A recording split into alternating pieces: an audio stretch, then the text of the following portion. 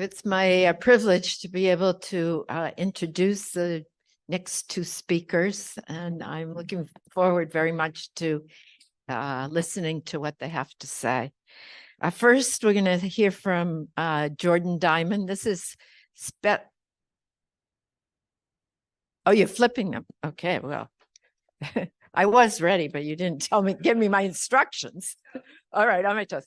Okay, so first I'm going to introduce for special speeches Dan Faber, and Dan has the most impressive resume, and he's now the Shosato Professor of Law at the University of California at Berkeley. And I know that Professor Scheiber was very involved also in the Shosato Institute. So I'm sure that he's very pleased that you're going to be with us today to speak.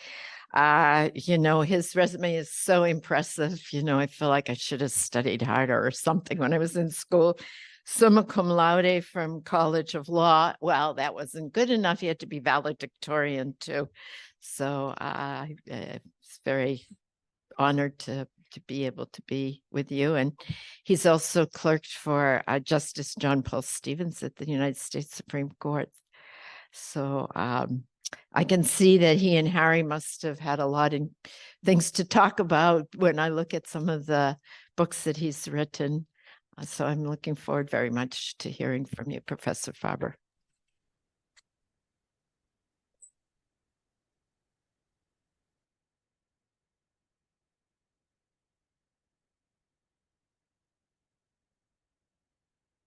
Thank you for that introduction. When I was valedictorian all those years ago, my wife said I talked too fast. But I don't have any slides today, which I think means that I can talk slowly, since I don't have to make sure I get through all of them. If this group is a family, I feel that I'm somewhat in the position of the next door neighbor, invited to the family get together. And I guess the question is, why am I speaking? I think really in two capacities. One is simply as a representative of the law school. And the other is because I'm the faculty director of CLI, the Center for Law, Energy, and the Environment. So I thought I'd say a few words at the beginning about CLI and why it's really worked out so well from our point of view to have this partnership with LOSI. Like LOSI, I think CLI's other programs generally speak with what you could call problems of the commons. And for that reason, whether it's climate change, whether it's groundwater, whether it's air pollution, there's a sort of common intellectual core.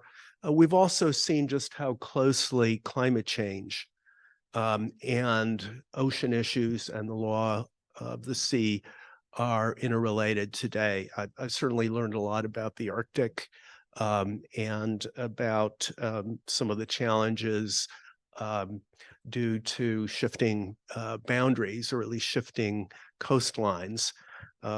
I actually remember hearing David Caron give a talk about that just a few years after I arrived at Berkeley. So I feel that I've come full circle on that issue. Also, like LOSI, many of our other activities are now international. We work on international cooperation to deal with methane emissions, and also the California China Climate Institute is very much involved in international cooperation between the world's two largest economies, or cooperation, or sometimes less than complete cooperation between them. So I think it's very appropriate for us to have this connection with LOSI.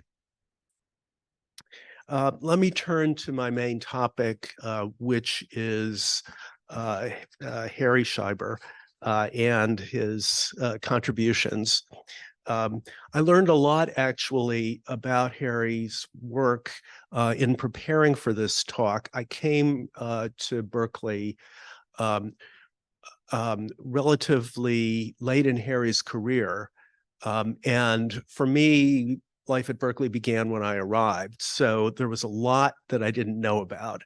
I actually had planned to bring to the podium the pamphlet with Harry's contributions to scholarship on the law of the sea so I could wave it around. I think it sort of is a visual demonstration of the amount of intellectual contribution he's made in that field. But what I think may be less obvious is the extent to which that's only one facet of a much broader intellectual portfolio. And so what I'd like to talk about is a little bit about that portfolio and also about Harry's intellectual and institutional contributions, which again extend beyond what you will have seen in connection with the Law of the Sea and the Law of the Sea Institute. One of the many things I learned about Harry that I didn't know was that he was Canadian.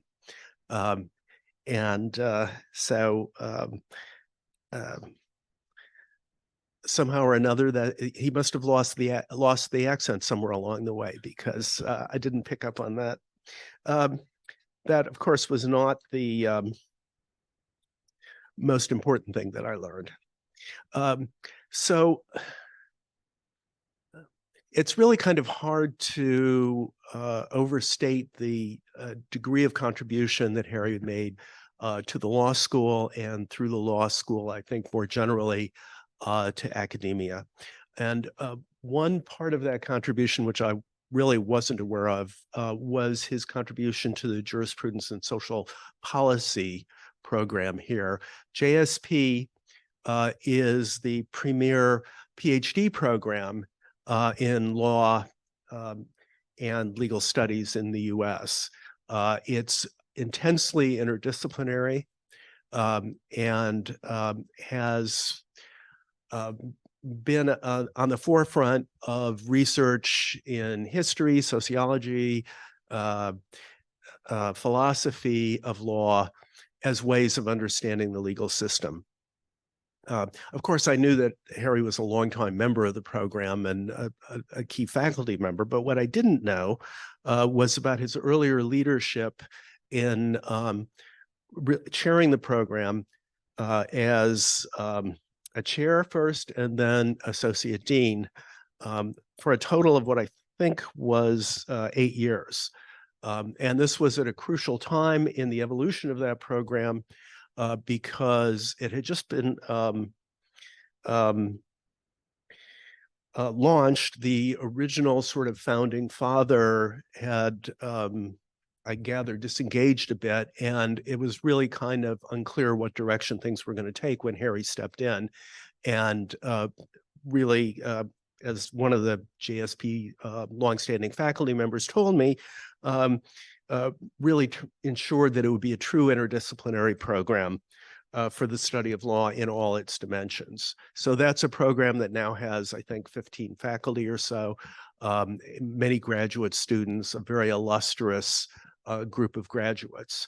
And that's only one of Harry's, only one of the, what would you say, arrows in his quiver. He also played a leadership role on campus, serving as the head of the faculty senate. Berkeley prides itself on faculty governance, and the head of the senate is somebody who works very closely with the top administration on campus and helps mold policies that affect the institution very deeply. In the area of scholarship, Harry's written on a wide range of issues, including, of course, the law of the sea and ocean resources policy, but he's also written about judicial reform, Japanese-US relations, Japanese fishery law and development, and constitutional law and its development, including issues of federalism. In recognition of his work, he's was chosen as a fellow of the American Academy of Arts and Sciences and was president of the American Society for Legal History for 5 years. One of Harry's papers that I found especially interesting, I mentioned the Commons right at the beginning. One of the papers I found especially interesting was about the history of that idea. There's a famous article called "The Tragedy of the Commons" that really received attention across a very broad range of readers and really has sort of shaped the discourse on a lot of issues, including climate change. And what Harry pointed out was something the author didn't mention, which was that there was already a very rich literature especially in ocean law, but especially in the fisheries area, about the commons, about potential solutions to commons issues, and about the problems and opportunities that those presented. That bit of intellectual history, I think, was at some risk of being lost. It really provides, I think, a further confirmation of the close connection between commons issues like climate change and the sort of core issues of ocean law.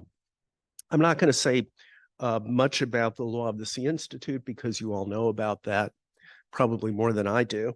But I do want to talk about the Institute for Legal Research, which is a law school organization that has, under Harry's leadership, had 3 prongs. One was constitutional law and history, one of his major intellectual interests.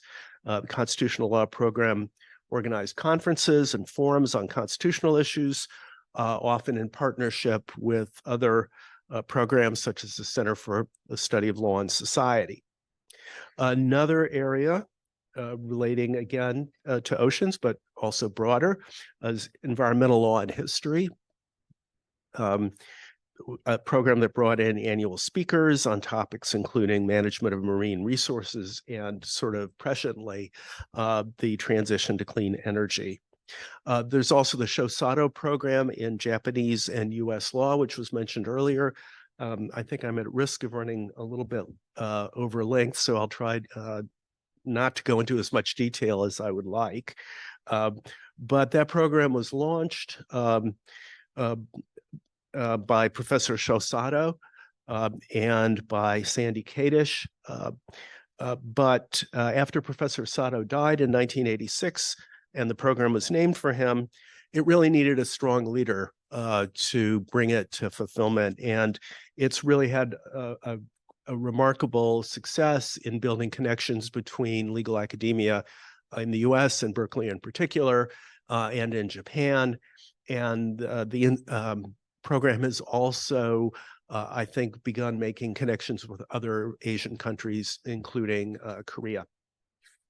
Okay, so just in conclusion, I know Tom Ginsburg spoke before, but I found a quote from him that I thought was just perfect. So I hope he hasn't already used it or recycled it today. But anyway, here's what Tom had to say. What's so amazing about all this is that Harry has done the Law of the Sea, in what is his 3rd or 4th field of scholarship. How many of us can imagine running a program in legal history or the Law of the Sea, as well as Harry has run the Shosato program? Only someone who combines boundless organizational energy, voracious academic interests, selfless devotion to Berkeley, and the highest standards of scholarship could pull this off. In other words, only Harry Scheiber. And all I can say is amen to that. Thank you.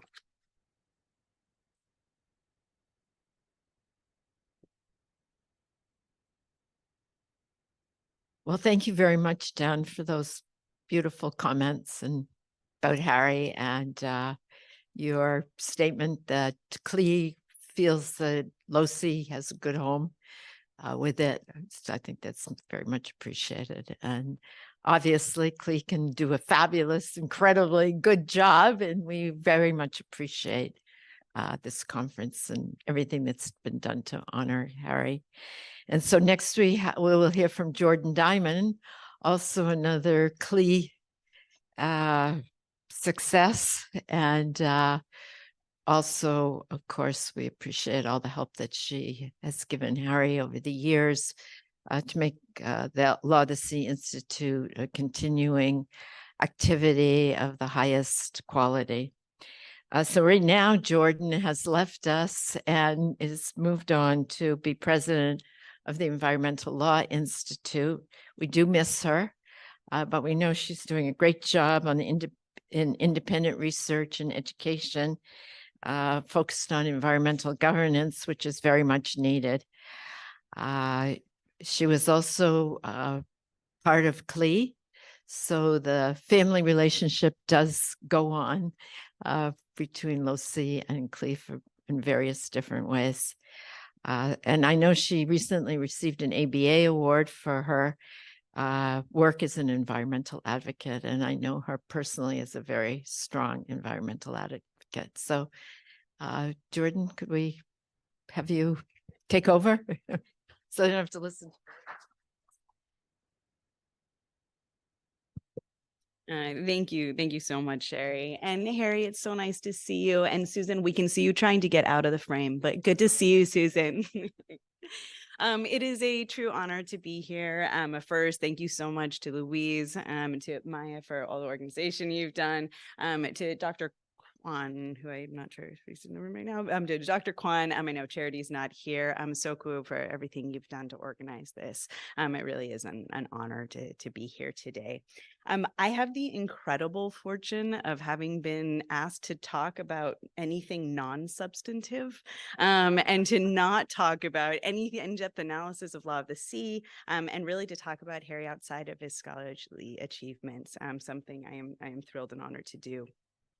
So I first met the renowned Harry Scheiber as a law student here at UC Berkeley almost 20 years ago. There are lots of stories I can tell about kind of my early days with Harry, knowing him, getting to know him, the initial bonding, the initial learning. But I would really like to talk about kind of 2 days. The first was my first day of class with Harry, which was, I'd already known him for about a year, but my first day of class with Harry, and the last day of class with Harry. So for those of you that don't know me, I'm Sherry. Thank you for the introduction.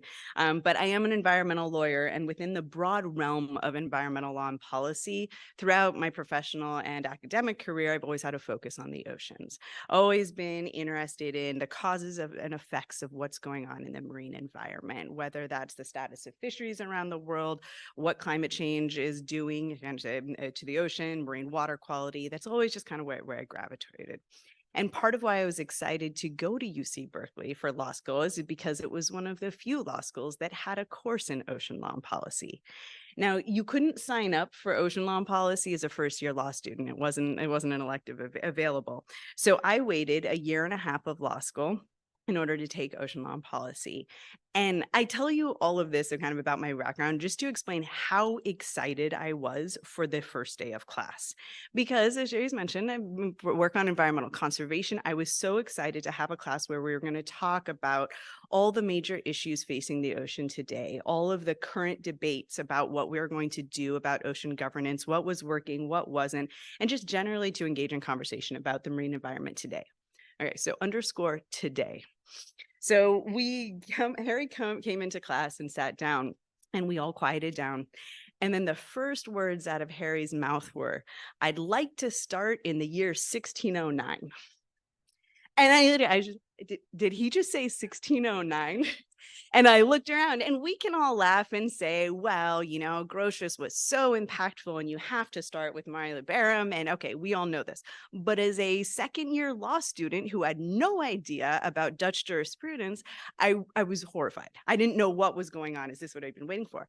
And then over the next 2 hours, Harry wove this story walking through, yes, starting in the 17th century, but through the 20th century, walking through the evolution of ocean law, but also weaving in economics, weaving in the evolution of science over that period. So you created just this network, just this path of what had happened and how we'd gotten. So by the time he had gotten to the end of class and talking about where we were today, it just seemed obvious that yes, that's where we had come from. That was kind of the momentum that had been created, so that's where ocean law policy was today.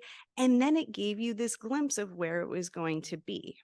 So to be clear, I mean, we took what could have been kind of a one-dimensional snapshot of where policy was, and he made it this three-dimensional story. And to be clear, I with apologies, Harry, I don't know anything else you said that first day. I just remember the 1609, but that bigger lesson that if you're trying to predict where you're going, if you're trying to effectuate change, then you better know where you came from, was incredibly impactful and shaped everything, from then on out, how I looked at every problem, whether in ocean law or not. So it was an incredibly powerful and impactful moment for me. And that for me was the key. I mean, that was the heart to Harry's scholarship. We can talk about his encyclopedic memory, which is terrifying. And I learned the hard way not to flippantly say something because it would come back to get me. I had one time as a first year student when I had first met Harry, and I remember trying to say something cool and smart, and I made a flippant comment comparing the jurisdiction of, I want to say it was the Convention on Biological Diversity and the Fish Stocks Agreement or something along those lines. And like a week later, and I was talking with Harry, and he was like, remember what you said? He's like, I'd like to drill down on that. And I was like, what? He's like, what did I say? And that was the extent of what I knew about that. And so I learned, okay, he's not going to forget anything you say. I still hope to grow up and be able to spot the patterns that just seem so clear to Harry. He can look at what just seems like a mess of evidence or information and all of a sudden just distill this incredible pattern. We can also talk about his ability to take complex concepts and break them down in ways that people can understand, sometimes by just breaking it apart into pieces, and sometimes by finding the perfect word that just conveys kind of the heart of it. But for me, the greatest magic of Harry's scholarship is his ability to contextualize the past in a way that makes the future obvious. It is incredibly rare and incredibly powerful. And here's the human part of this is he didn't just do this with his scholarship, he did this with people too. So, I mean, I think Catherine, you mentioned earlier, right? When you're thinking about the next step in your career, he's helped you. I know, Ronan, you've said this in the past. It's true for me. I mean, he has helped us take pivotal steps by helping us look at, what have we been doing? What have we been working towards? And where do we want to go? In a really amazing way. So that was my first class with Harry and why it was so pivotal for me. Fast forward a while, and I had the privilege of coming back to work at UC Berkeley and to teach ocean law and policy alongside Harry for several years. Got to know Joel and Nick and other amazing students through that. And in the last of those years, I had the honor of being there on Harry's very last day in the classroom, his last day teaching. On our final day of class, Jane joined us. And for anyone who knows Harry, as has been said and mentioned in many ways today, you can't talk about Harry without talking about the love of his life, Jane. The world is a little less bright for anyone who knew her, and now is in the world without her. But for over 60 years, Harry and Jane stood side by side, serving as one of the purest examples that I know of support, respect, and love. And even over the course of the past 24 hours, I have heard, not instigated by me, multiple people mentioning basically Harry and Jane's incredible and unique relationship. So Jane was absolutely incredible, whether she was raising hundreds of millions of dollars for the School of Chemistry, whether she was editing a book with Harry, whether she was fostering another female colleague. She was a force of nature in the best of ways. And her smile on that last day of class, her pride in Harry, her joy, and her warmth. It is a treasured memory. And it reflects so much of the other part of what has made Harry so unique and such a giant, his love of students and his love of teaching. The sheer quantity of people that Harry has mentored, advised, and generally gone above and beyond for, not because he's collecting calling cards or glad handing or seeing, kind of how many chits he can gather, but because he just genuinely cares and genuinely wants to help. It's remarkable. But one example, I will just say my life would be incredibly different, but for the mentorship advice and friendship that Harry and Jane had offered. And it's also foundational to the community that Harry has created, whether you call it a family or a community or a neighborhood or whatever metaphor we want to use. If you just look at the range of folks, the range of disciplines, the range of countries represented by any particular gathering, that's because of what Harry gave to people. It's very hard to say no to someone who's done so much to you and who won't say no to you, which is, I think, how so many of us in this room have had a conversation and then all of a sudden, wait, oh, what did I just agree to? And then we find ourselves editing a book or coming to a conference or etc. So he was, but it really was. It's really hard to say no to Harry because of how much he's done for all of us. So I think it's been amazing for me to become a part of the LOSI community over the years and to realize it's not just a group of experts who really respect each other, but a group of people who really support and care about each other as people. So that is what Harry has done. Harry and a lot of alcohol. So we've spoken of Harry as the intellectual giant, of Harry as the devoted teacher and community builder. I'd like to just say one more thing about Harry, the friend. Harry is the person who remembers not just the name of your kids, but the name of your first dog. He is the friend who sends a gift for every celebration and flowers for every sympathy. In a world where so many people are too busy, too preoccupied, or just too caught up in what's going on in their own lives, Harry always makes time. He always remembers, and he always sees you. He always sees what you're doing, what you're trying, what you're thinking about. Harry, your brilliance, your integrity, your compassion, they have provided the most remarkable of examples for so many of us. I'm so lucky to have learned from you, to gain so much from my friendship with you and Jane, and I'm just endless gratitude to you.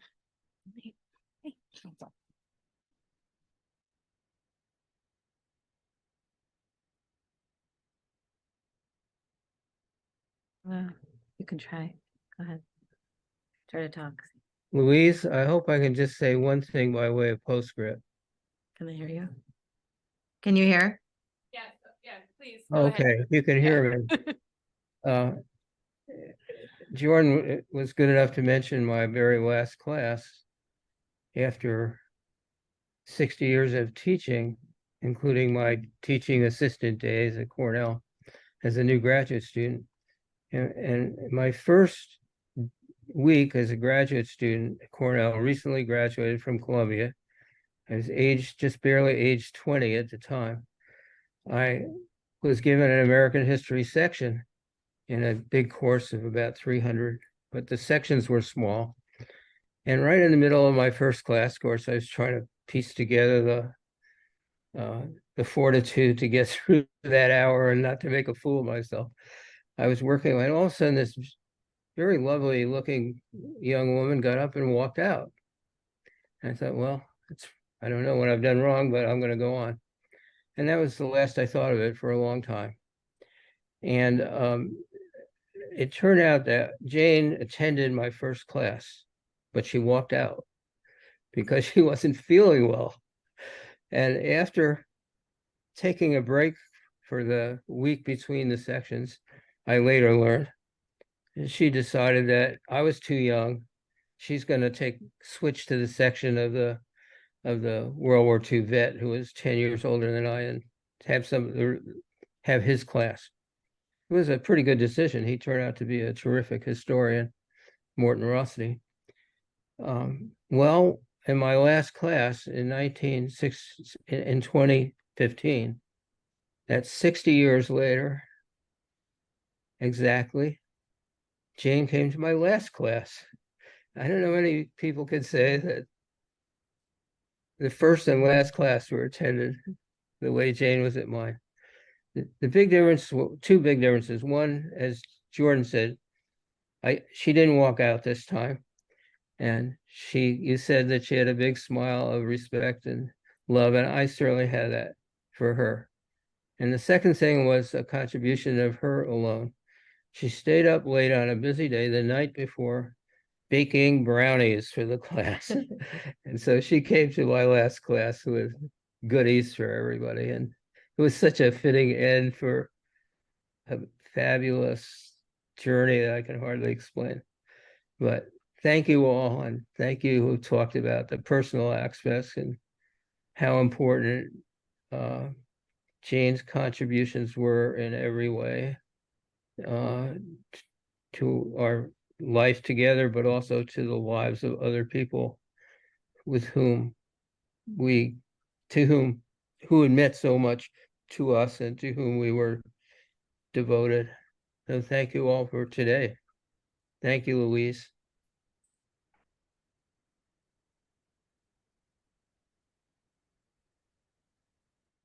Thank you. Thank you for sticking with us all day on Zoom, Harry. It's been wonderful. So we'll see you tomorrow. And Susan, you too. Thank you.